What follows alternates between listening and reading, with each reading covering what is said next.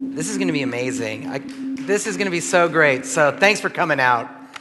Okwien was there. Let's give him another round of applause. An incredibly historic figure in the contemporary art sphere.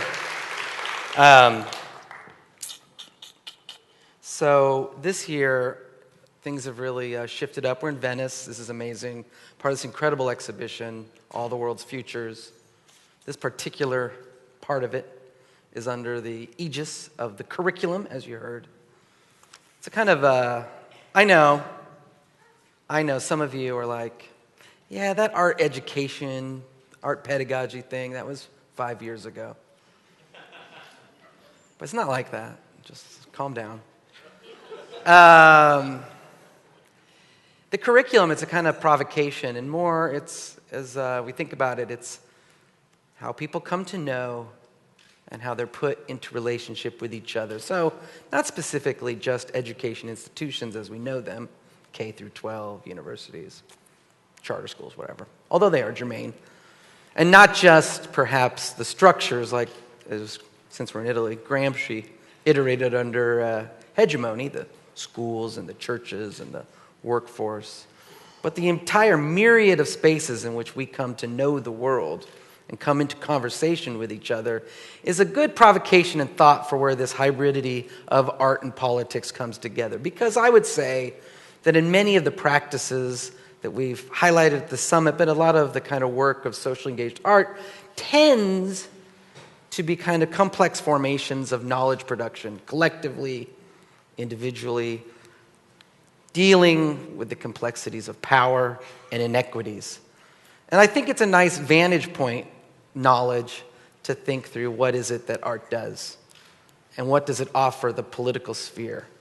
And in a more radical sense, I think it takes into account the infrastructures that are predetermining the set of arrangements that are those things. So yes, hegemony, but also other kind of situations. And I think in some ways to be reflective, which I hope the summit can do over time, is to be reflective of the institutions of art themselves, as what kind of disempowerments and empowerments are they producing. And to go to what Oakley just said, we've got a big old rich art world, so what's up with that?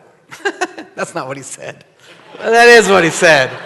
Well, that is kind of what he said. So, just let's think about all this value that's out there, and we live in this age of deep, as we know, economic vast disparity.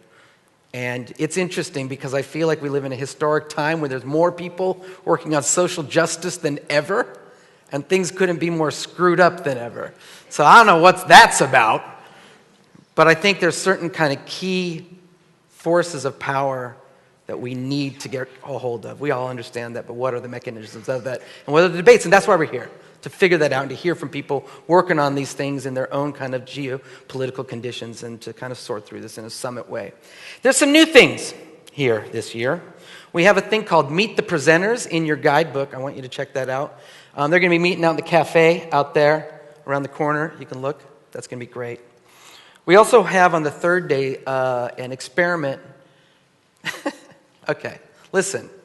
Question and answer. Just please appreciate how hard it is to get that right, because we know it's easy to get it wrong. So day 3 is discursive, kind of open-ended format, and we have these open round tables. We're going to produce platforms where there's going to be a lot more Q&A, and in fact, I can't believe it, we have Antonio Negri coming, and we're going to have a Q&A with him, which should be really fun. And, we're trying to make it so it's more open spaces and also intimate discussions. Because, of course, the traditional summit format for these 2 days is a little more theatrical in the sense that there's a presenter, right now me, and an audience, you. And it's kind of like this, and it's a lot coming at you. So on day 3, it's much more open. We're going to have much more discussions. And we also have evening performances and stuff like that. So there's a lot here. And we're really actively, and we solicit your feedback over this because it's an iterative process every year, to think through how we can open up discussion platforms more and keep this as a social space in which we're all participating. I also want to say that November 14th and 15th, we'll be doing the summit in New York at the Boys and Girls High School in Bedford-Stuyvesant. just to say that's amazing. So we couldn't be looking forward to that. And so this year we're actually doing 2.